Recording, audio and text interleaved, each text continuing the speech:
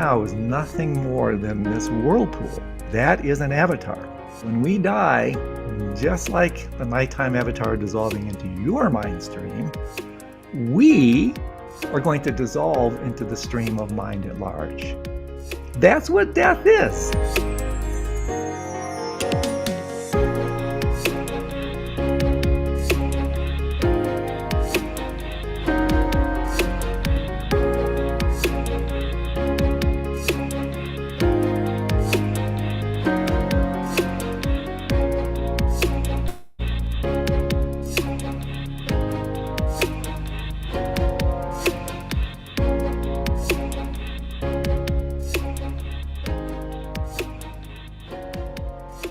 Hi friends, I'm Tami Simon, and since I was young, I've had a nagging feeling that I didn't prepare properly for my death the last time around, and I don't want to make that same mistake again.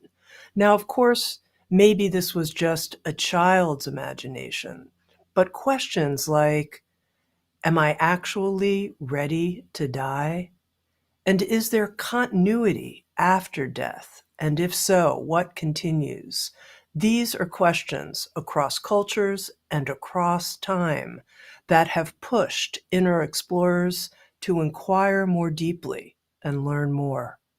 Welcome to this special Insights at the Edge series, Once More, exploring reincarnation and the gap between lives. Stay with us.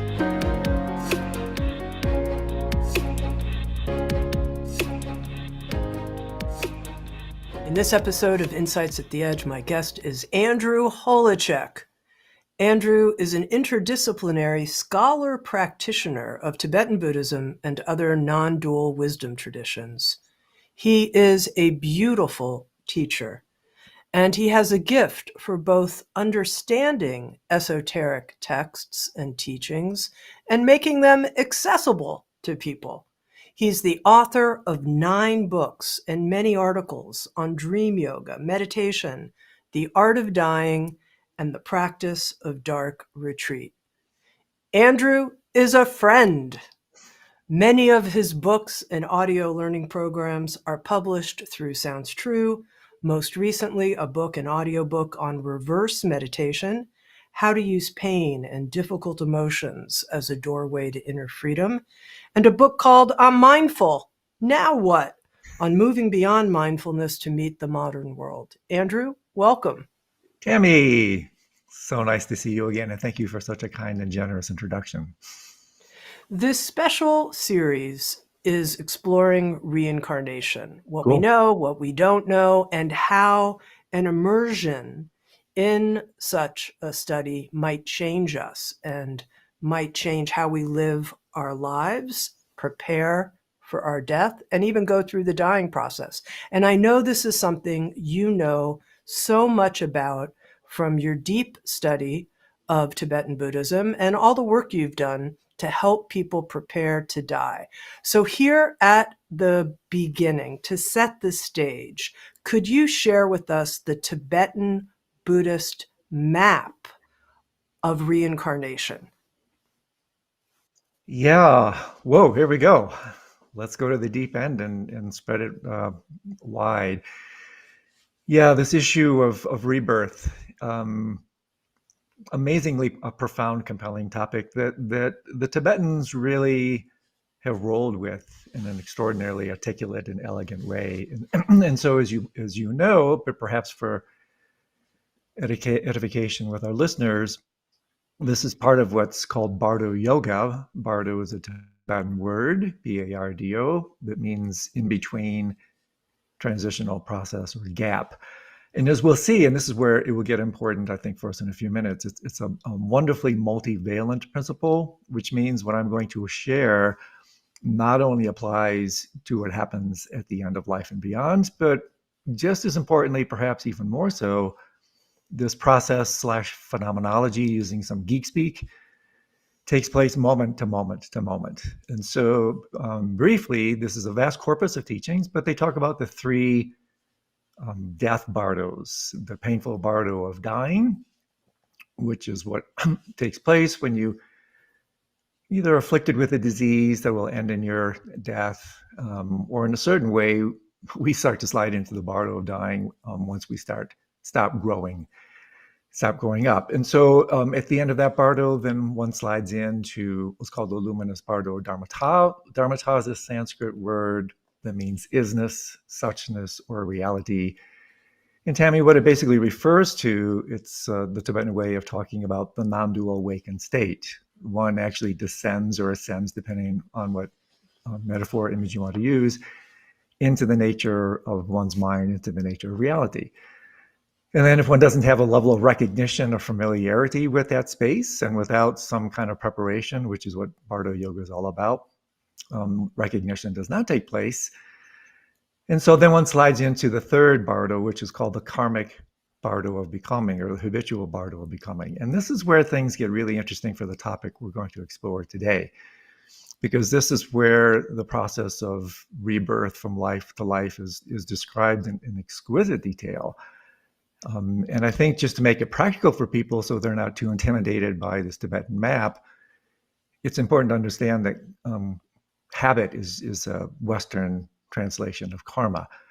And so basically what this leads to, I think in terms of an important point, is a very interesting topic that ties into, well, what is it that reincarnates? What is it that takes rebirth? Well, as you know, one of our mutual teachers, the radical Chogyam Trungpa Rinpoche, once said when he was asked, what is it that reincarnates? Your bad habits. It's a stunning insight. And so the power of habit, the power of karma is the driver behind the process of rebirth, whether it's moment to moment, night to night, or life to life. And so this is another thing to tie in, is how these teachings on the Bardos in rebirth apply, like I intimated earlier, not only to what happens at the end of this life. Every single night, we have a kind of preview of coming attractions. We go through a concordant experience of these three Bardos. We can talk about that. And then in an even more subtle, kind of microcosmic, microgenetic expression, this process is taking place right now. So there's so much here, Andrew, Yeah, and I want to make it very real and palpable for perfect. people. Yeah. And as I mentioned, you're a scholar practitioner, and I want to zoom in on the practitioner, or we could say the personal front for a moment. And I'll share personally in a way to invite you to, which is I recently went through a really, really difficult period of my life where I would say I experienced something like a disassemblage or a dying and a gap in that space. And I'm now in a new process of becoming, and it gave me insight into what might happen, at least analogously, metaphorically, through an experience of a dark passage in my own life. And I wonder if you could take this teaching of the Bardo Yoga and apply it to a passage in your life that might help it be very real for people right here at the outset. This is so great, Tami. Yeah, because these teachings can be a little bit esoteric, almost otherworldly. And part of my charter, I had to retrofit what I seem to be doing in this life, is acting as a kind of cultural translator to take these amazing teachings from the alleged East and bring them into a vocabulary and a set of experiences that we can relate to in the West. So spot on. So many examples, but one would be the end of a relationship. I mean, when my first marriage fell apart, boy, talk about painful Bardo dying. Letting go is a euphemism for death. And so when that relationship fell apart, I was in a heap of hurt. It was really difficult to let go. And because I was forced to, I was basically then sent into this very uncomfortable, kind of open, groundless space where all my usual habit patterns and reference points were taken away. The image really is like the rug underneath your feet is just pulled out from underneath you, right? And you're sent flying. And we can talk a little bit more about this later, about how this particular image, and I'll share a story, can be quite revelatory and compelling. This idea of the ultimate rug being your very body being pulled out at the moment of death. But we can come back to that. So here I am, end of a relationship, really uncomfortable, sent into a very uncomfortable, indeterminate open space. That's Bardo. That's classic Bardo. It's neither here nor there. It's very fleeting. It's groundless. It's uncomfortable. And so the way I was able to bring in Bardo principles here, Tami, and I think this is the point, is I notice the almost relentless, insatiable habit pattern of taking immediate rebirth. In other words, boy, let's find somebody else. Let's get something to fill this space. Let's get some ground underneath your feet so you feel comfortable. And so right here, we see the power of habit coming in, the power of karma. Because if we're not familiar with hanging out in this ambiguous, liminal, groundless space, then all our patterns that are fundamentally driven by egoic agendas underneath come roaring back into play. And then this will then hurl us habitually into the karmic bardo of becoming, where, hey, let's get somebody else to fill this empty space in my bed. Let's immediately take rebirth. And this is where in the Bardo literature, I think can become somewhat problematic, because if we're not comfortable hanging out in that open space, being more deliberate about our conscious choices, really thinking about what's going on, well, what hurls us then, like I mentioned earlier, is your habit patterns will take over. Another immediate example is when I lost a job. This is another one that takes place all the time. The only time in my life I was actually fired. And it was like, whoa, here's a sudden death. Here I am, just like, holy moly. I mean, I had a paycheck coming in every week. I had stability. I had constancy in my life. Gone. Right there, sudden death, Bardo dying, I was sent into wide open space. And so then again, geez, what am I going to do? Do I rush out and take the very next job? Am I comfortable hanging out in that space, even flying in it? If I can do that, if I can maintain a quality of openness, the ability to kind of stand on these shifting sands, then I can make much more intelligent decisions. I can take rebirth consciously, volitionally, intelligently, driven by insight and maybe even kindness and compassion for myself and others, instead of born, taking a form, so to speak, in a new job and a new relationship, just to fill the space. So I think right there, two big examples where these teachings were at my side and it really helped me. Very useful. I think everyone can relate to that. Now, you said what reincarnates, a question that I think, of course, is at the core of a series that's exploring reincarnation, are bad habits. But let me ask you a question, because in the examples that you gave, which I asked you to share, there's this sense of our awareness watching, oh, I want to go get another relationship ASAP. I need some kind of confirmation of my worth and a new job ASAP. Drive. There's this sense of, oh, there's awareness there that feels personal in some form, Appropriated. feels that way. Help me understand what the processing bubble is, if you will. Is it a subtle body that's passing through the bardo, where I'm, let's say, in the suchness, the luminous bardo, and there's an observation of some kind? Is there, like in life, of the bardo of becomings? This is such a great question. So do I have permission to venture briefly into the deep end of the pool and to actually give people... We're going to swim all over, Let's do Andrew. it. We're going into the ocean. Tami, let me do this with a contemplation, so that don't take my word for it. Check out what I'm going to say against your own experience. And so what I'm going to share here comes from, it's kind of a juxtaposition of the Bardo teachings. And I earlier said how they're related to sleep and dream. So I'm going to share a little bit about how this connects to what's called dream yoga, which I've written about, as you know, and also what's called sleep yoga connected to yoga nidra. And let me show you how this works. That is really interesting and really revelatory. And again, you can see this for yourself. So you got up this morning, and probably without reflection, you look back over the night and said, whoa, man, I slept great. I had some great dreams. I slept solidly. I woke up. Wow, this is awesome.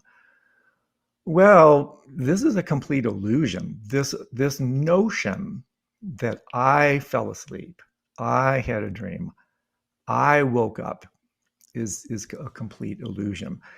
And so let's see how this really works and how you can test this out. The only thing, so to speak, that ever goes through, there is no Tami, there is no Andrew, there is no individual self that falls asleep, dreams, and wakes up. It seems like that. Whoa, sure as heck seems like that, but appearance is not in harmony with reality, Tami, and this is why we suffer. So this contemplation that's related to dream yoga, which, by the way, this tradition of dream yoga came about principally as a way to prepare for death, which they call the dream at the end of time. How interesting is that? So check this out and then test it. The only thing that actually happens, there is no you that goes through this journey, even though it sure as heck seems like it. The only thing there ever is, and you intimated this, is complete, formless, and therefore deathless awareness itself. That's it. What creates the illusion, and this ties in beautifully to like, what is it that reincarnates? What creates the illusion that there's an I that's awake, there's an I that's dreaming, there's an I sleeping, and I waking up. Nothing more than various levels of contraction and expansion upon this formless awareness. And so let me just, I'll say a little bit more and then we can talk about this. Right now, we're in the most contracted of all states. The state that is the most condensed, where space, time, causality, the very sense of self arise and we think we're fully operational. When we fall asleep, all that starts to relax. So right now, this is the mudra for the awakened state. As we fall asleep, and again, think of dying, it's the same thing. We start to partially relax. As we enter a partially open dimension, what we call the dream state, well, space, time, causality, they're softened, they're open, they're not fully operational, which is why we can do all these magnificent, miraculous things in the dream state. And by the way, if we're lucid to the space, parenthetically, this is what Thoreau once said, in dreams, we are our truest life awake.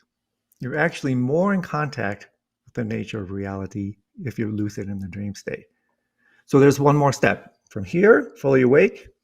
This is your in a fist. Your hands are in a fist. Like you said, awareness is so contracted. Awareness is so appropriated. Awareness is so solid. This is what we mistake to be our very sense of self. So falling asleep and dying, they're virtually the same process occurring in two different steps. Basically, you start to come apart. You start to open. You start to relax. If you don't relax, you're not going to fall asleep. If you don't relax, you're not going to have a good, graceful exit when you die. So you partially open and relax, and then you keep opening and relaxing until you've completely opened into the full, deep, dreamless state. This is analogous to the luminous Bardo of Dharmata. In this space, like Ramana Maharshi, just very briefly, a wonderfully profound but somewhat cryptic statement, that which does not exist in deep, dreamless sleep isn't real. In other words, what exists in deep, dreamless sleep is complete, empty, formless awareness itself. But because we don't recognize it, and here's the rebirth thing, think not only night to night, but life to life.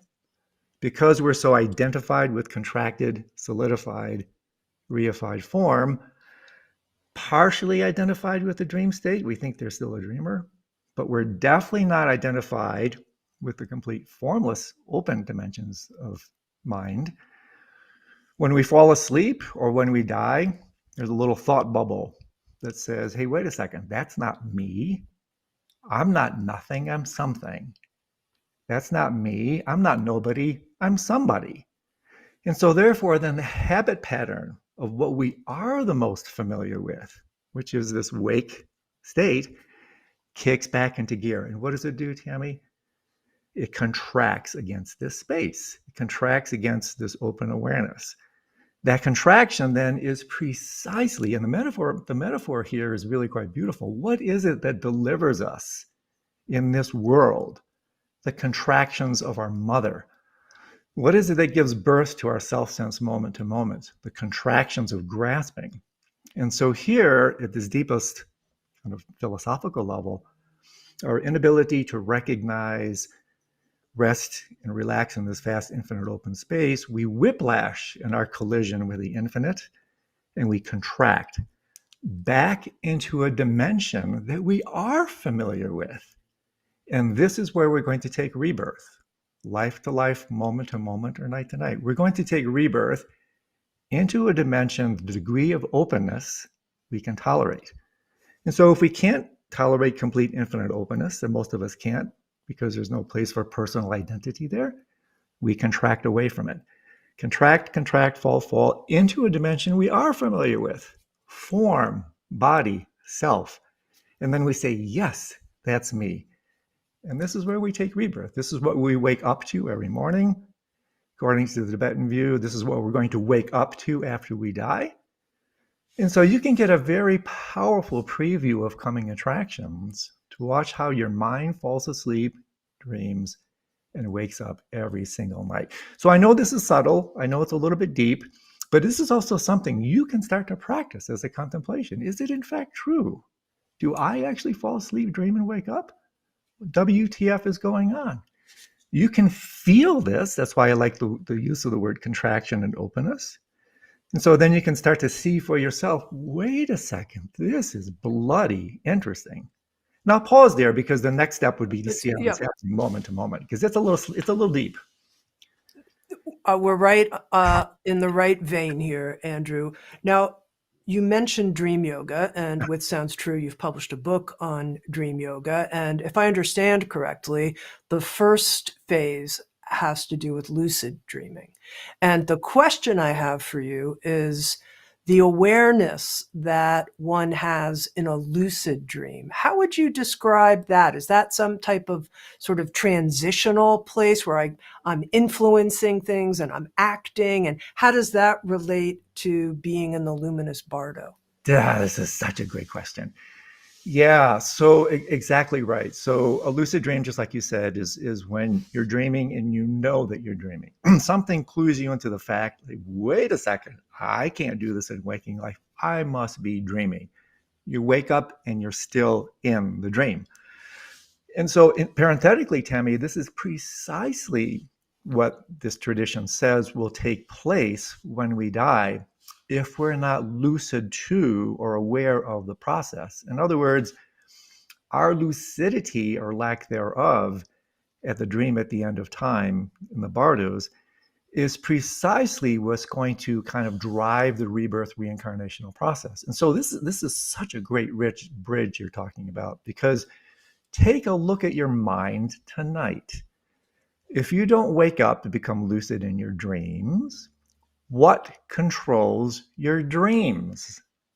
Your habits, your karma, your unconscious mind, which is why my dear friend Bob Thurman says so brilliantly, it's not safe to die as long as you have an unconscious mind, because that's what's going to dictate the rebirth process. You can see this every night. So you're in a lucid dream, to come back to your question. Well, what distinguishes lucid dreaming from dream yoga? Lucid dreaming, you can do all kinds of things for entertainment. You can fly, you can have sex, you can do whatever you want. But what they don't tell you is whenever intention is involved, even at the level of a dream, habit or karma is created. So what dream yoga does is it uses lucid dreaming as a platform, and instead of fulfilling your wildest fantasies and creating bad habits and karma, you use this liquid, empty, fluid dimension of mind for the purposes of waking up, for spiritual transformation, so that you can eventually attain complete lucidity in the dream state, and therefore complete control. And this is what allegedly the great wisdom masters from any tradition, I mean the Buddha, the awakened one, the ultimate lucid dreamer, any ultimate lucid dreamer from any tradition has such a heightened level of awareness and therefore control that they literally never black out. they maintain a 24/7 type of awareness, exactly the type of awareness that can be cultivated with this little dream contemplation we did. But the practice here, and then I'll pause, is with Dream Yoga, you engage in a series of steps. I outline them in the book Dream Yoga that I published with you guys, developing more and more refined abilities to control the dream, which is what? What is a dream made of? It's made of your mind. It's just a way to control your mind. And then that very proficiency extends naturally into the death space. Padmasambhava, the great master who brought Buddhism from India to Tibet, he he says / guarantees that if you can attain lucidity in the nighttime dream 7 to 9 times, this is an archetypal number, Tami, don't take it literally. It just represents some level of constancy and proficiency in lucid dreaming and dream yoga. He says that you will then wake up in the dream at the end of time, the bardos, and therefore be able to take control over the entire journey. Because if you don't, what's going to take control? Just like in your dream last night, your habits, your karma. So I'll pause there because there's more to say. Well, I think I still keep coming up with this question. Okay. What or who is in control or influencing a decision-making process at that point when you're in lucidity? I still don't understand that. Yeah, so there's a degree, these questions are so great. So it depends on the degree of lucidity, right? So if there's no lucidity, right, what takes control, like I mentioned several times. The bad habits, I feel I have a very good grip on. Yeah. See, we're familiar with our habits. We know that. Yes. Well, then what happens, Tami, that's so awesome, is through the process of retreat, literally retraction, stepping away. You mentioned earlier this notion of the witness. In Hindu language, this is called Turiya, the fourth. Developing this type of witness awareness that allows you to dispassionately but compassionately watch the entire display. This is an incredibly important but still provisional step into the full fruition of this journey. And this alone is colossal. If you can develop this capacity to witness whatever is arising in meditation now, to witness in the lucid dream, it's literally called witness lucid dreaming, witnessing what takes place in the dream without getting swept into it. This is huge. And so the reason I say there's one more step to go, because the witness, this gets super subtle, the witness still implies a very subtle duality, because if there's still a witness there, there's witness and witnessed. And so therefore you still have something perceiving something else. There's still, Tami, a very subtle contraction taking place. There's still a very subtle referencing. And you always know this when you either feel or say to yourself, I'm seeing that, I'm hearing that, I'm thinking that. Even your languaging reveals this. So when the mind continues to open, mind, body, heart, whatever, when your mind continues to open, even the witness fundamentally completely relaxes, opens, and dies. And then that basically, like a wave dissolving back into a river or a whirlpool dissolving back into a stream, then you, and everything here is in quotation marks because there is no you, then you dissolve into this formless stream of awareness, this formless dimension of mind. And so in order to understand who is perceiving what at this point, one literally has to change the way one thinks. And this is not easy. So I'll pause here to see if you want to go here. Because I do. I'd like to understand this. Yeah. Yeah. We whether we know it or not, we think in terms of things. It's literally called thing thinking. This is a type of thinking that you can trace back to Aristotle. I mean, he's not the sole generator of this perverse way. Obviously, you have Descartes and all these other Western massive thinkers. But we think in highly concretized, reified things. We think in terms of products, not process. So in order, and this is great, let me show you this. This is a great line. This comes from the Nobel physicist laureate, Brian Josephson. I love this line. We think that we think clearly, but that's only because we don't think clearly. It's fantastic. I mean, that's like just the way we roll. It's called axiomatic. It's a given. Well, it's not a given. It's a hand-me-down. It's a construct. We've been taught to think this way. So in order to enter the domain of what we're talking about here, and this is where the great wisdom traditions really step in with a massive helping hand. Both Hinduism and Buddhism engage, and I'm sure you're familiar with this, in this elegant threefold pedagogical approach.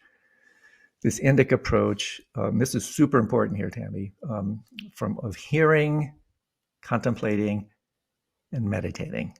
Hearing is what we're doing here. I'm flapping my lips, you're reading a book, you're ingesting information.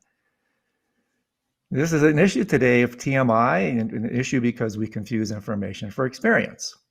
Well, to go deeper into the contemplative arts, you hand off the baton, so to speak, to a more subtle dimension of contemplation.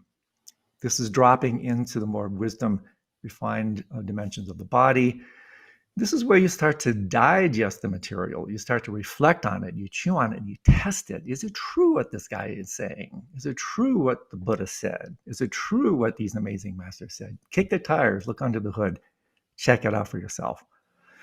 As you work down through this pedagogical approach, it's kind of a filtration and purification system, because you start at the level of concept, which is still, reified, full of things and thinking, dualistic. You start to drop down, it filters away concepts. The experience becomes increasingly non-dual, less conceptual, and more embodied. And so contemplation, that's what we're doing here a little bit. And when people leave, they may think, whoa, this is really interesting. They're engaging in this digestive part. Well, the real crux is the following, Tami. The final step of meditation, or full-bodied incorporation, when you metabolize the teachings, ingest, digest, metabolize. And so what I'm saying, therefore, and this is not a cop-out. This is something you can see for yourself if you engage in this approach. You literally hand off these teachings, these more subtle dimensions of your being, and it is only in meditation, in deep non-conceptual gnosis, literally, that you say, aha, I got it. And so I say that because we can go all the way to the edge of this diving board. We can get super subtle in our conversation. But if we transition, in order to transition from thinking into the thinking of what Buddhists refer to as emptiness, which is not nothing but no thing, one has to literally transform the way one thinks and then transcend thinking altogether. So I'll pause because this may seem like a facile cop-out, but it's not. It's an invitation based on the great wisdom conditions. I'm following you. I'm following you, Andrew.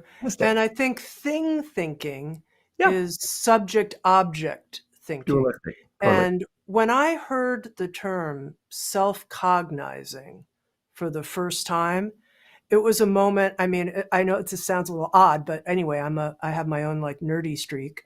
It's sort of strange and personal, and not a neuro-conforming nerdy streak, but it's nerdy nonetheless. So when I heard that word, self-cognizing, it answered this question for me in a certain kind of way, as a different kind of cognition. And I wonder if you could explain that for people. Yeah. Oh, woo, boy. Here we go. This is so great. Yes. So what we're talking about here is literally a transformation, and dare I say, revolution in the way we know and the way we perceive. In geek speak, this is called epistemology.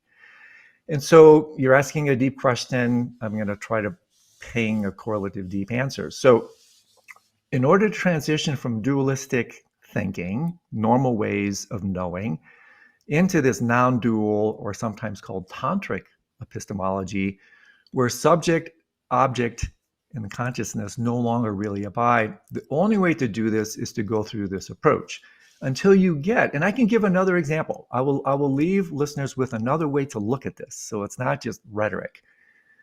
You literally transition from not really the type of cognizance that you're talking about, because that's a wonderful introduction, but still provisional step. You transition into what the Tibetans refer to as reflexive awareness. In other words, Boy, it's so hard to put non-duality into dualistic terms. Even languaging this is difficult, but it ties into like who dies, who is experiencing this, who basically takes rebirth. Well, fundamentally, it's not a who. It's just, like I mentioned earlier, awareness in different renderings of contraction and expansion. And so at the deepest level, to come back to your earliest question, when the witness dissolves into that which is witnessed, now you're talking about non-duality. This is when awareness fundamentally rests in its own nature and it knows itself. It's such a mind F from a Western perspective. It's like, I don't even know what that means. Well, let me give you a brief example. You may have to walk away with this. Most importantly, Tami, you may have to sleep on it. But this is a powerful way to see this for yourself. So can I hand out a brief dream yoga contemplation on this? Please. You can see this for yourself. So imagine any dream. You can close your eyes for just a second and reflect back on any dream. Doesn't matter, doesn't have to be lucid, just any dream.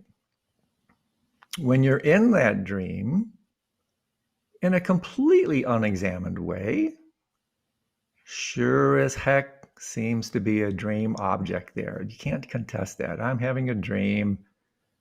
I'm experiencing all this stuff in the dream. Yes, I see that. And even when you're in the dream, it sure as heck seems like there's a dreamer. Yes, we wake up in the morning and we say, I had a dream. So when you're in the dream and you have this is what just parenthetically is called threefold impurity, dualistic knowing. Subject, object, and consciousness. I'm perceiving the dream. Sure as heck seems that way, doesn't it? And when you wake up the next day, we can do it now, and you look back upon that dream, this is classic dream yoga contemplation, you can start to ask yourself and inquire into some really interesting investigations. From this perspective, looking back on the dream, yes, sure as heck seems to be the dream. I remember it. But from this perspective, the question is, where's the dreamer? Can you find the dreamer? If you take a very close look, there isn't one. And I'm going through something rather quickly that can take a little bit of practice. There isn't a dreamer. Not finding is the best finding. So what's going on here is this type of reflexive knowing. There's still something being perceived, but there's no perceiver. WTF is going on? The dream knows itself. There is no dreamer. And so in exactly the same way, when you ask, who is it that dies? It's the same thing. No thing, emptiness, right? So I'm going to pause here because it's like, whoa, we're getting really subtle. We're going to the very limits of what dualistic language can do, hence the invitation to do the contemplation, the investigation, the query. Sleep on it, dream on it, reflect on it, and then perhaps one day you'll go, OMG, there really isn't a dreamer. There really isn't a self experiencing this dream. And so here's let me just say one last thing about this, Tami, and this is really cool. So this ties in, and then I'll pause because I get so excited. So when you're in a dream, this is another way, similar type of contemplation, but I think even more revelatory. When you're in a dream, you can call that dreamer the dream avatar. You know, there's a feeling that, yes, I'm experiencing the dream, right? I'm a dream avatar, right? Well, we all have that when we dream. We create dream avatars every night. The little whirlpool, remember I used that image half an hour ago? This is a little whirlpool in the stream of your own mind. That's the avatar. Well, when you wake up tomorrow morning, you don't wail and weep and moan. You don't write an obituary. You don't call your friends that the dream avatar, oh my God, the dream avatar has died.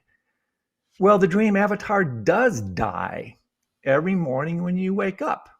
What does a dream avatar do? It opens, reassociates into your stream at large.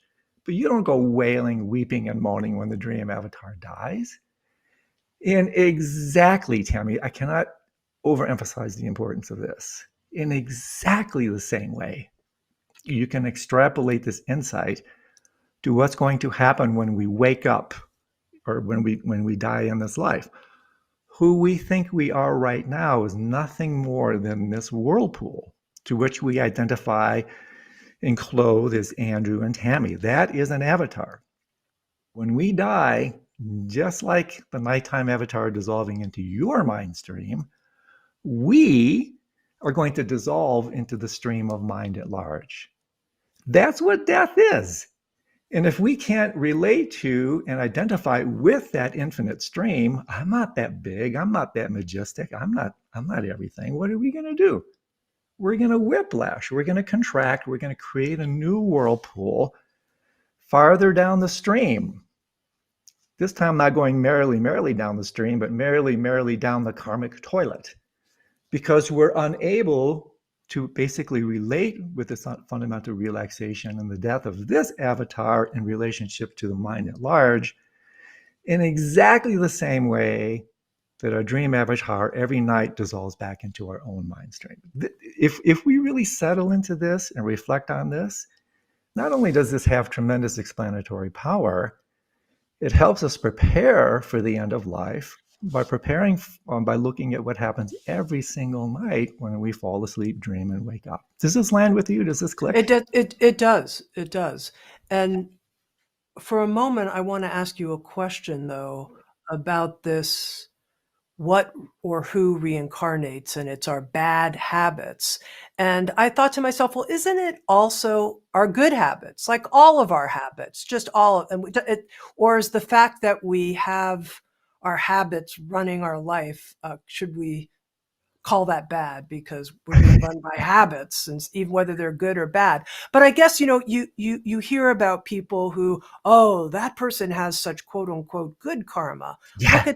Look at their life. They were born into a family where they encountered wisdom teachings, that had privileges of all kinds in terms of their early education, where they were loved or not. And I'm curious how you see in the reincarnation process the blueprint, if you will, of somebody's next life, the challenges that they have, the opportunities Totally. that they have. Sometimes people say, well, I felt like there was a meeting that happened before my incarnation and I raised my hand for certain sacred assignments or something like that. And I'm curious how the tradition looks at it and how you look at it. Yeah, again, boy, these are such rich questions. So this ties in just parenthetically, very briefly, to that statement that I mentioned earlier from my dear friend Bob Thurman, when he says so compellingly, it's not safe to die as long as you still have an unconscious mind. Why is that?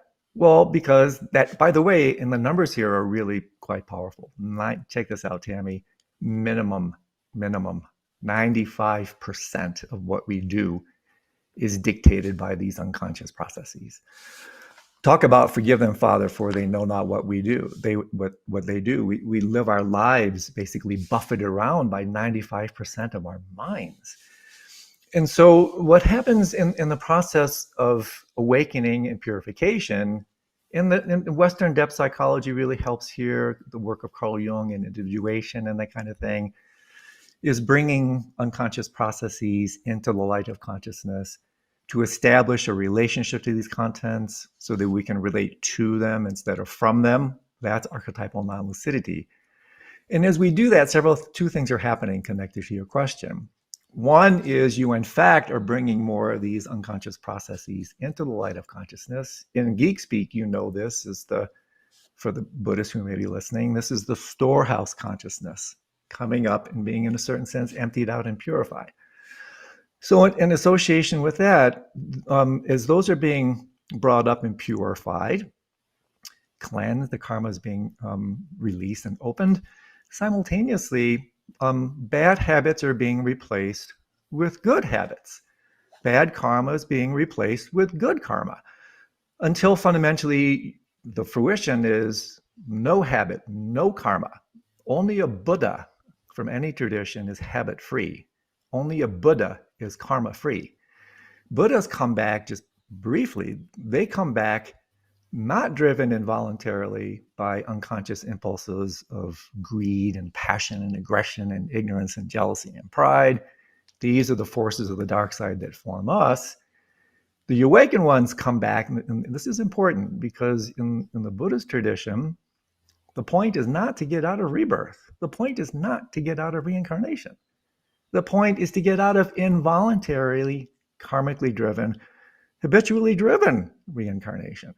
So the fruition is to come back, you know this term, as a voluntary rebirther, a tulku, one who takes on form voluntarily out of love, kindness, and compassion. The great beings from any tradition do this. And so we can aspire for this kind of fruitional stance because we have the same minds as the awakened ones. And so when we're engaging in kindness and compassion and love, it's like the Dalai Lama and also Lama Zopa Rinpoche say so beautifully, loving kindness, or the awakened heart mind, what's called bodhicitta, lays down a red carpet for you in the Bardos. Because if you stuff the ballot box, so to speak, with these noble good qualities, and this is really important for people who are not interested in Buddhism, they're not interested in Hinduism, they just want to have a good death. Well, you want to have a good death and a good birth, lead a good life. Because this is the type of, it's like I sometimes say this, it's like coming to the mafia and saying, you know, oh, I'll take care of it. Or coming to Mother Teresa and saying, I'll take care of it.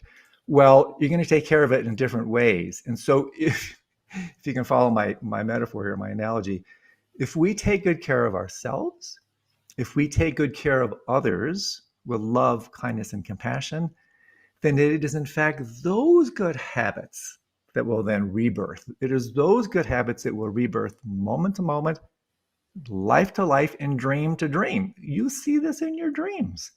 You see this maturation and developmental process take place in the dreams. As nightmares eventually diminish and cease, bad dreams are replaced with good dreams. Even good dreams are replaced with dreams of teachers and teachings. And then eventually, believe it or not, at a certain point, all dreaming ceases. Please join us next week for part 2 of this interview.